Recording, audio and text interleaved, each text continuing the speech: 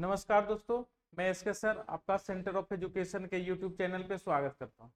फिर से एक बार हम लोग लेकर आए हैं सेट नंबर 2, आपका मैथ का सेट नंबर 2, जो कि आपका एएलपी और एमटीएस वालों के लिए बहुत ही इम्पोर्टेंट है, बहुत ही कारगर रहेगा। तो एमटीएस वालों और आज और बिहार पुलिस जो वैकेंसी आने वाला है, बिहार पुलिस का वैकेंसी जो आने वाला है, उन लोगों के लिए ये काफी कारगर रहने वाला है। तो आप लोग इसको देखिए और खुद से भी बनाइए। ठीक है, तो स्टार्ट करते हैं इस क्वेश्चन को। और क्वेश्चन ये रहा है आपका। क्वेश्चन कर रहा हुआ छोटी से छोटी संख्या 5 अंकों की। अब देखिए 5 अंकों की सबसे अगर छोटी संख्या की बात किया जाए, अगर आपको बोलेगा कि 5 अंकों की सबसे छोटी संख्या कौन सी है, तो आप लिख सकते हैं 1। 5 अंकों की सबसे छोटी संख्या ये होता है 5 अंकों की। लेकिन आपको बोला जाए कि छोटी संख्या नहीं लिखना है, सिर्फ वह संख्या निकालिए जो 91 से पूरी तरह से कट जाए। तो 91 से अगर पूरी तरह से कोई नंबर कटने वाला है तो इसको आप 91 से डिवाइड करेंगे, 91 से इसको डिवाइड करेंगे और वो जो नंबर होगा वो ही आपका आंसर होगा। तो इससे जो जस्ट बड़ा जो नंबर आने वाला है, तो आप इसको बारी बारी आप ऐसे भी बना सकते हैं। इसको आप डिवाइड करके देखें, इसको डिवाइड करके देखें, इसको डिवाइड करके देखें, इसको डिवाइड करके देखें। अगर आपका जो नंबर इससे कट जाता है वही आपका आंसर होगा। तो आपका आंसर जो होगा, तो आप डिवाइड करके देखिए 91 से। अगर इससे 91 से डिवाइड करेंगे तो ये हमारा बच जाएगा 9, और फिर ये बच जाएगा 1, और ये मेरा 0। फिर से 91 से कट जाएगा, तो पहला ही ऑप्शन कट रहा है और इससे छोटा कोई ऑप्शन है नहीं जो कि 91 से विभाजित होगा। तो ऑप्शन से भी हम इसको डिवाइड करके डायरेक्ट बनाएंगे। तो ये इस तरह से हमारा ऑप्शन नंबर 1 हमारा आंसर हो जाएगा। नेक्स्ट क्वेश्चन देखिए।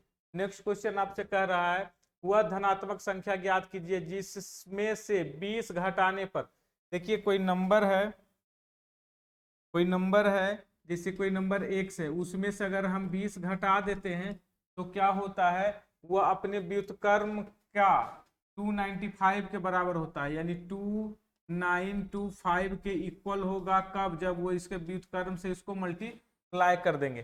तो एक्स का मान पूछ रहा है, कहता है कोई एक ऐसा नंबर है जिसमें से अगर 20 घटाएंगे ना तो उसका जो व्युत्क्रम होगा, इसका जो रेसिप्रोकल होगा, उसका 2925 के इक्वल होगा।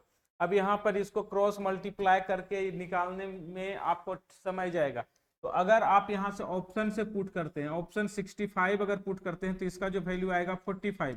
बात समझेंगे, अगर 65 यहाँ पुट करेंगे तो इसका वैल्यू आएगा 45। इसका मतलब इसका भी वैल्यू आना चाहिए 45। तो 65 से डिवाइड करेंगे, एक्स का मान 65 से, और 65 से डिवाइड करेंगे तो ये कट जाएगा 45 टाइम्स में। इसका मतलब हमारा जो वैल्यू होगा, एक्स का जो मान होगा वो 65 के इक्वल होगा। अगर आप इसे क्रॉस मल्टीप्लाई करके क्वाड्रेटिक में बनाएंगे तो आपका क्वेश्चन फंसने का चांस है और इसमें आपको ज्यादा से ज्यादा समय लगेगा। इसलिए आप बाय ऑप्शन पुट करके इन सभी क्वेश्चनों को बनाएंगे। ये सब क्वेश्चन अगर आपको बनाना है तो आप बाय ऑप्शन इस क्वेश्चन को बनाएंगे। क्लियर हो रहा है, समझ में आ रहा है? चलिए, बहुत अच्छा बात है। नेक्स्ट क्वेश्चन देखिए। नेक्स्ट क्वेश्चन आपका कह रहा है, नेक्स्ट क्वेश्चन आपका कह रहा है एक छात्र ने एक संख्या में 3/4 के बदले 4/3 से गुना कर दिया। उसको करना चाहिए था 3/4 से मल्टीप्लाई, लेकिन उसने कर दिया कितना, 4/3 से मल्टीप्लाई। तो इसमें जो त्रुटि आया वो कितना त्रुटि आया होगा, उसमें जो त्रुटि आएगा 4/3 है ना। इसमें जो त्रुटि आएगा वो आएगा 4/3 माइनस 3/4 इंटू 100, क्योंकि परसेंटेज पूछा है। डिवाइडेड बाई त्रुटि, जो जो हमने गलती से लिख दिया है वही मेरा त्रुटि होता है। तो त्रुटि का परसेंटेज अगर पूछता है तो जो गलती से लिखा गया वो वाला टर्म नीचे लिखाएगा और वो टर्म होगा 4/3। तो अब हम इसको कैलकुलेट करेंगे तो ये आ जाएगा 3 और 4 का एलसीएम 12, और ऊपर में आ जाएगा 16 minus 9 7 I into 100 divided by 4/3। अब देखिए ये कैंसिल हो जाएगा और इस तरह से 700/16 क्या आ जाएगा, इसको कैलकुलेट करेंगे तो 700/16 आ जाएगा और यही आपका आंसर होगा। लेकिन आपका आंसर पॉइंट में दिया है, पॉइंट में दिया है तो आप इसको 16 से डिवाइड कर दीजिए। 16 चौका 64, 4 वाला आंसर है, और 16 चौका 64, 43.75 आपका आंसर हो जाएगा। तो इस तरह का क्वेश्चन भी आता है, त्रुटि पूछता है और लगातार पूछता है। तो त्रुटि में आप लोग को गड़बड़ाना नहीं है। कैसे नहीं गड़बड़ाएंगे, दोनों का अंतर कर देंगे, इंटू 100 कर देंगे। नीचे लिखने में आपको दिक्कत होता है तो नीचे में वही नंबर लिखाएगा जो नंबर गलती से आप लिखे हैं, जो नंबर आप गलती से लिखे हैं वही नंबर नीचे लिखाएगा। कहता है एक छात्र ने एक संख्या में इतना के बदले इतना से गुना कर दिया, जो गलती से आपने गुना किया है वही नंबर नीचे लिखाएगा। इसमें सभी लोग कंफ्यूज होते हैं, आप माने या ना माने, आप भी कंफ्यूज होते हैं कि नीचे कौन सा नंबर लिखें। तो आपका यही नंबर लिखाएगा, कौन सा, जो गलत से आपने मल्टीप्लाई किया है वो नंबर नीचे लिखाएगा। क्लियर है, बहुत अच्छा। नेक्स्ट क्वेश्चन पे आते हैं। नेक्स्ट क्वेश्चन आपसे कहता है एक किराए दुकानदार जो है 1100 रुपया एमआरपी वाली वस्तु को 7979 में बेच रहा है। इतना महंगी वस्तु को 979 में बेच रहा है, तो बताइए कितना छूट दिया है। तो कितना छूट दिया है तो कभी भी मालूम होता है, ये हमारा एमआरपी है, बात समझिएगा। उस वस्तु पर जो टैग किया गया दाम है वो इतना है, और उसको बेच दिया इतना में, तो कितना छूट दे दिया। दोनों को घटा देंगे, जब दोनों को घटा देंगे तो हम आ जाएगा आपका 1100 में आपका घट जाएगा तो 121, घटा लेंगे तो 121 आ गया। अब घटाने को बोला 100, कितना छूट दिया तो 121 का परसेंट पूछा है तो इंटू 100 डिवाइडेड बाई। अब यहाँ भी लिखने में प्रॉब्लम है कि कौन सा बात लिखे, तो पूछ रहा है क्या छूट का परसेंट है, और छूट हमेशा मार्क प्राइस पर मिलता है। तो हमारा मार्क प्राइस क्या है 1100, तो आप 1100 पुट करिए, आंसर आ जाएगी 11 से कैंसिल होगा, 11% का आपका आंसर होगा। 11%, 11% आपका आंसर होगा। कैसे हो गया आंसर, तो क्योंकि आपका जो छूट होता है, हम हमारा डिस्काउंट होता है वो किस पर दिया जाता है, हमेशा मार्क प्राइस पर दिया जाता है, एमआरपी पर दिया जाता है, एमपी पर दिया जाता है। ठीक है, आपका नेक्स्ट क्वेश्चन देखेंगे। नेक्स्ट क्वेश्चन आपसे क्या कहता है कि एक साड़ी इतना रुपया में बेचने से यदि एक दुकानदार को 15% हानि हो जाता है। देखिए, अगर 15% की हानि हो रहा है, मतलब कि हम 100% के साड़ी को 85% में बेच रहे हैं। अगर 100 रुपये के सामान को हम 85 रुपया में बेच रहे हैं, तभी तो मुझे हानि होगा 15% का। मतलब 85% का रेट दे दिया है, 85% का रेट दे दिया है, तो एक 85% का रेट मेरे को दे दिया है कितना, 3060 ये दिया हुआ है। तो 20% लाभ कमाने के लिए उसे किस मूल्य पर बेचना पड़ेगा, कितना में बेचना, 20% मूल्य लाभ कमाना है तो हमें साड़ी को 120% में बेचना पड़ेगा। मतलब हमारा जो आंसर होगा वो 120% के लिए निकलेगा। तो 120% निकालने के लिए क्या करना होगा, 3060 डिवाइडेड बाई 85 गुना 120, यही होगा। 1% का वैल्यू इतना, तो इसलिए 120% का वैल्यू इतना। तो बस यहाँ से कटा लेंगे, जो कट जाएगा 17 से कट जाएगा, पाइए 2 बार में, और 17 25 85 कट जाएगा। 17 से और देखिए कट रहा है, पॉइंट में दिया तो नहीं है, पूरा पूरा कट जाएगा। देखिए 17 से कटाएंगे तो एक बार में लग जाएगा, यहाँ बच जाएगा कितना 13, यानी 136,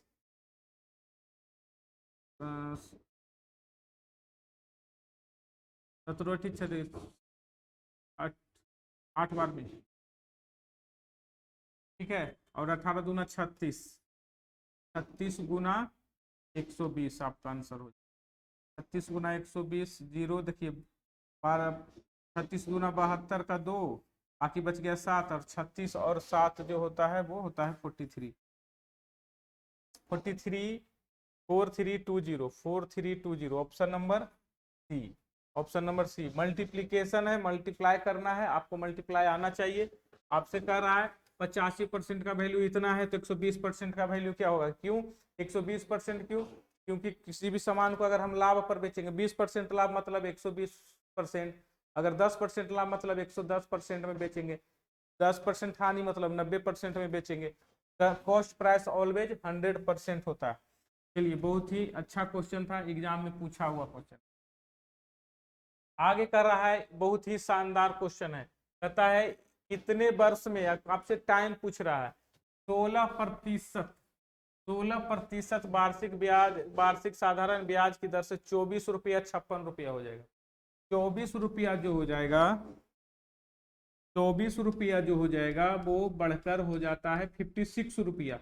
मतलब ये प्रिंसिपल हो जाएगा और ये हमारा अमाउंट हो जाएगा। तो बताइए इंटरेस्ट कितना हो जाएगा? 56 में से 24 घटाएंगे, 6 में से 4 गया 2 और 5 में से 2 गया 3, ₹32 का इंटरेस्ट आएगा। कितने दिनों में, यही आपसे पूछ रहा है। तो कभी भी हमसे अगर कोई टाइम पूछता है सिंपल इंटरेस्ट में, तो हम पढ़ते हैं कि interest into 100 divided by principal into rate, यही हम पढ़ते हैं भाई। इंटरेस्ट देखिए मेरा कितना है, 32 है। 100 का मतलब 100 होता है, डिवाइडेड बाई पी का मतलब प्रिंसिपल होता है, और प्रिंसिपल देखिए क्या दिया हुआ है 24, और आपका क्या है रेट, रेट देखिए 16% दिया हुआ है। तो आप कट सकता है, 16 दूना 32 होता है, और ये आपका आ जाएगा 12 बार में। इस तरह से आपका कैंसिल हो जाएगा, 12 से भागा दीजिएगा तो 12 25 60, 12 छक है ना 72, बरसत बरोठी 96, 8 मंथ, 8 ईयर, 8 ईयर, 8 ईयर वाला ऑप्शन एक ही है, option number D, 8 year 4 month, एक ही ऑप्शन है 8 साल वाला। समझ में आया? तो इस तरह का कोई भी क्वेश्चन आएगा तो आप इस तरह से बनाएंगे, और ये काफी आसान सा होता है। आप इसे नोट डाउन करेंगे, आपको दिया हुआ है, सब कुछ दिया हुआ है, टाइम निकालना है तो टाइम हम इजी से इसे निकाल सकते हैं। नेक्स्ट क्वेश्चन देखिए क्या होता है, नेक्स्ट क्वेश्चन।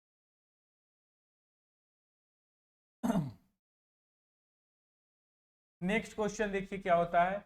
एक बैग में सफेद और लाल की बात कर रहा है। तो सफेद और लाल देखिए, ये सफेद वाला है और ये लाल वाला है। बोला है लाल का संख्या 50 है, मतलब 5 का वैल्यू 50, 5 बराबर 150, तो 1 का वैल्यू मिल जाएगा मेरे को 30, 1 का वैल्यू 30। तो पूछ रहा है तो 3 सफेद की संख्या कितना है, तो 3 बराबर कितना, तो 90। ये तो बहुत ही बच्चा वाला क्वेश्चन था। रेशियो दे दिया है, बोला है कि 5 और 3 और 5 का रेशियो है, 5 का वैल्यू 150 है, तो 3 का वैल्यू कितना होगा, आंसर होगा। इसमें ज्यादा समय नहीं लगाना है, 90 आंसर होगा, option number D. Next question देखिए, बहुत ही अच्छा क्वेश्चन है, इस तरह का क्वेश्चन एग्जाम में आपसे आता है। बोला है कि 2015, फिर 16 और 17 का जो 18 भी दिया है, 18 सब का एवरेज जो दिया गया है वो दिया गया है कितना, 16,300, 16,300। अब एवरेज दिया हुआ है 16,300, तो इसको 4 से मल्टीप्लाई कर देंगे, सबका जोड़ आ जाएगा, है ना। सबको ऐड कर देंगे, ये ईस्वी दिया हुआ है, ये जोड़ नहीं है, ये ईस्वी लिख दिए हैं। अब इसमें कहता है कि आपको घटाना है, इसमें क्या करता है, 16 से स्टार्ट किया इस बार, 16 प्लस 17 प्लस 18 प्लस 19, ये ईस्वी लिखा हुआ है। और इसका जो एवरेज दिया हुआ है 18,450 गुना 4। बस आप क्या करिए, इसको घटाइएगा तो कैंसिल हो जाएगा ये सब, और बच जाएगा 15 माइनस 19 बराबर, ये 4 कॉमन कर लीजिए, ये भी घट जाएगा, और आपसे आपका जो आ जाएगा 17, मतलब 700, 7 4 1150, 2150, 2150 आ जाएगा।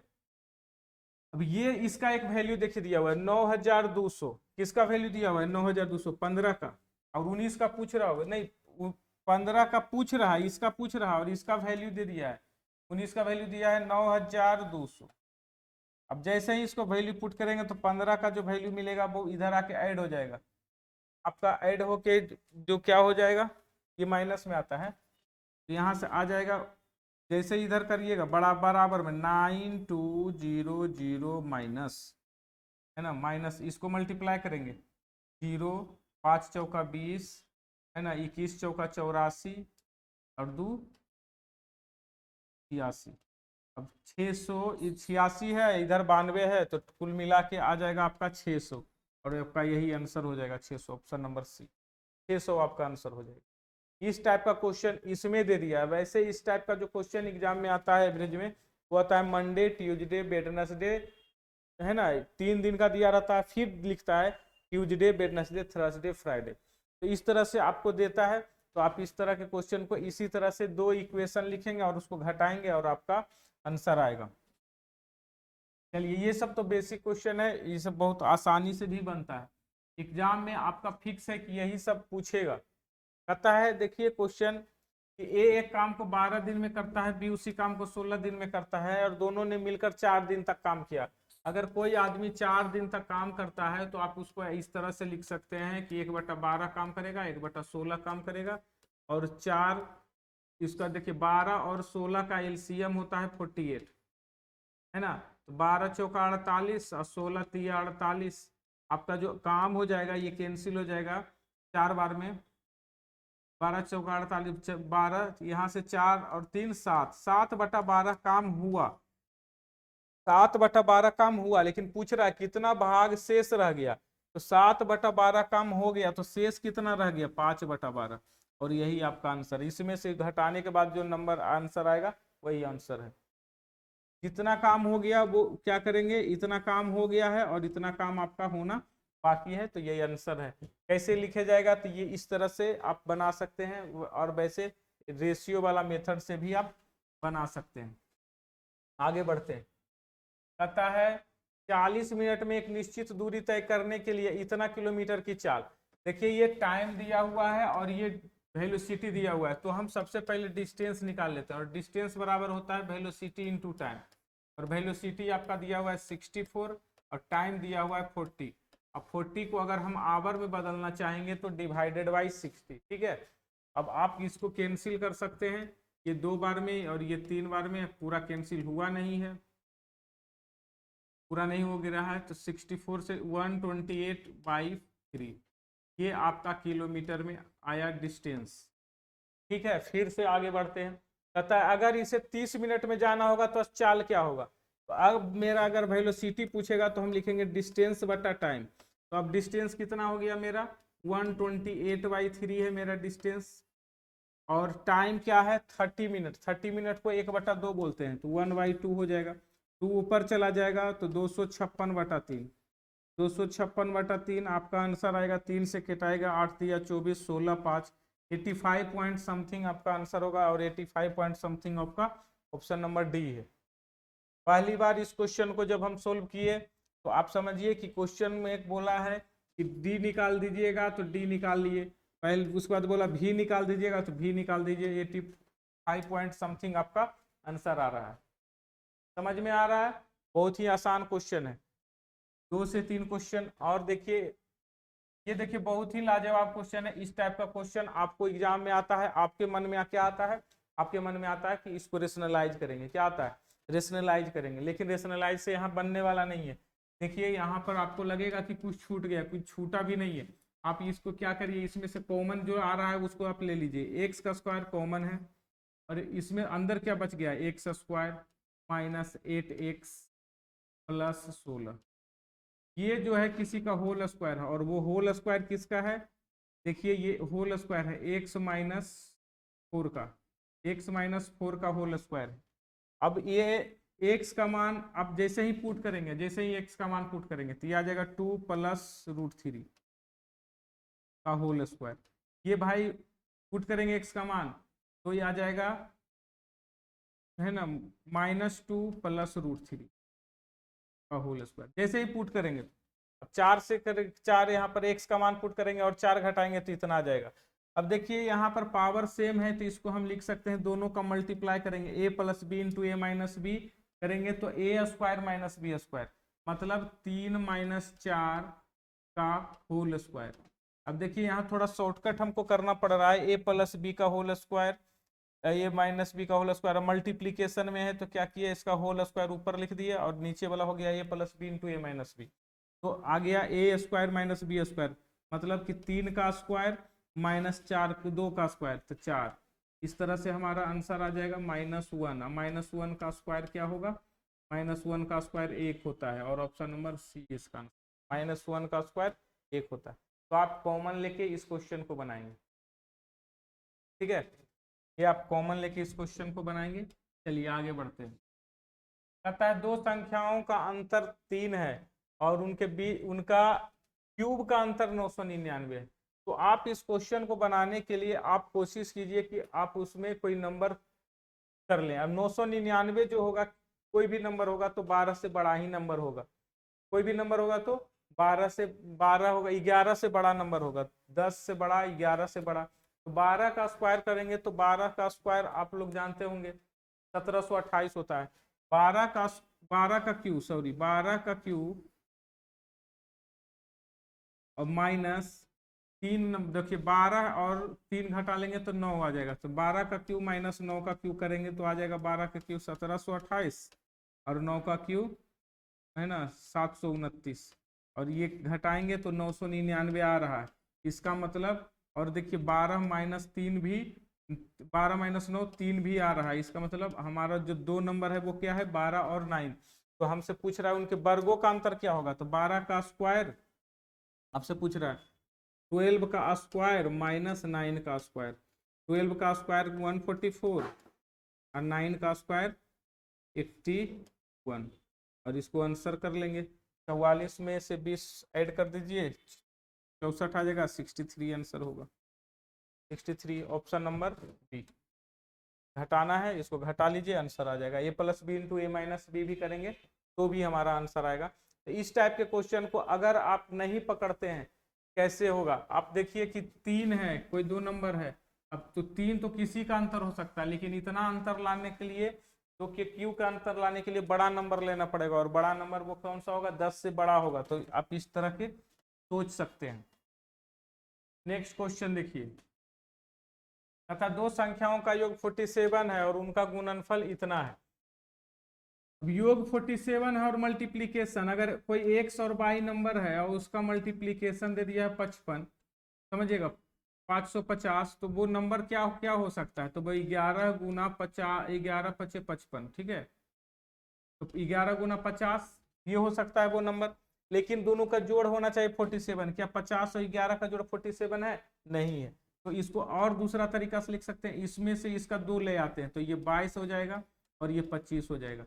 अब 22 और 25 का मल्टीप्लीकेशन भी 550 है, लेकिन 22 और 25 को ऐड करते हैं तो 47 आता है। इसका मतलब ये मेरा सही है। कहता है उनके वर्गों का योग बताइए, तो अब बताना है आपको 22 का स्क्वायर अब प्लस 25 के स्क्वायर का जोड़। 22 का स्क्वायर होता है कितना, 484, या 25 का स्क्वायर होता है 625। इस तरह से इसको ऐड कर लेंगे, आपका आंसर हो जाएगा 484 और 625, आपका 1109 आ जाएगा।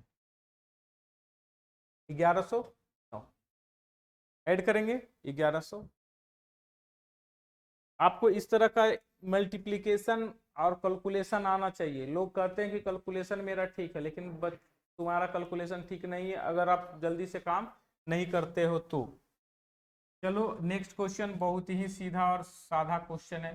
कह रहा है दी गई आकृति में ओपी क्यू निकालना है। ओपी क्यू ये एंगल आपसे पूछ रहा है, और जब ये एंगल हमसे पूछ ही रहा है तो ये एंगल हम कैसे निकाल लेंगे, दिया हुआ है ये एंगल 64, तो इसका दुगना यहाँ होता है, 64 का दुगना होता है 128, और चूंकि ये और ये इक्वल होता है इसलिए ये x होगा और ये भी x होगा।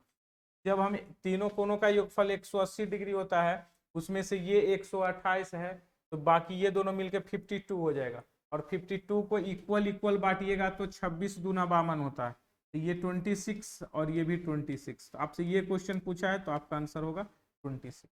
किसी भी त्रिभुज के तीनों कोनों का योगफल क्या होता है, 180 डिग्री होता है, तो ये इसका दुगना होता है, और यहाँ ये रेडियस होने के कारण ये दोनों बराबर होता है, तो यहाँ से x और ये भी x, यानी ये भी 26 ये भी 26। नेक्स्ट क्वेश्चन आगे कह रहा है, नेक्स्ट क्वेश्चन समझिए। नेक्स्ट क्वेश्चन आपसे कह रहा है यहाँ पर ये परपेंडिकुलर है, ओके, जब यहाँ परपेंडिकुलर है और ये 45 है तो ये भी मेरा 45 हो जाएगा, बात समझ रहे हैं, और ये 35 है ये 45 है।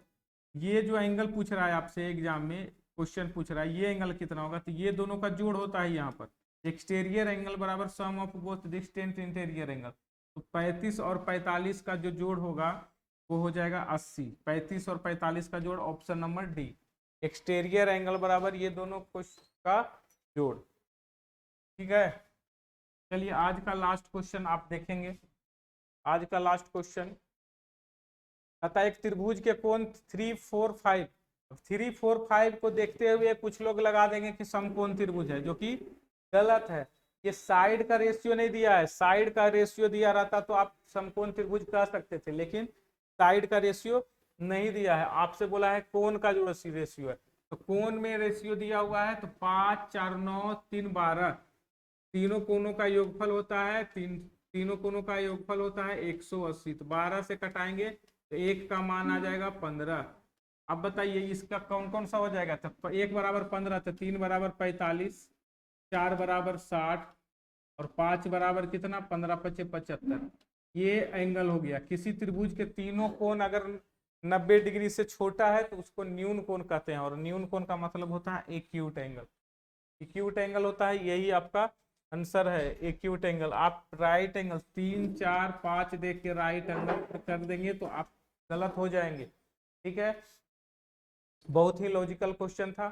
तो इस तरह से हम लोगों ने बहुत ही थोड़ा स्पीड में आज करवाए हैं, थोड़ा टाइम का कमी था इसलिए स्पीड में करवा दिए हैं। आगे से और स्लो करवाएंगे। अगर किसी को कोई दिक्कत है तो कमेंट सेक्शन में लिखिए। और ठीक है, और वीडियो अच्छा लग रहा है तो लाइक कीजिए, सब्सक्राइब कीजिए, कमेंट सेक्शन में कमेंट अच्छा वाला कीजिए। ठीक है, बहुत बहुत धन्यवाद।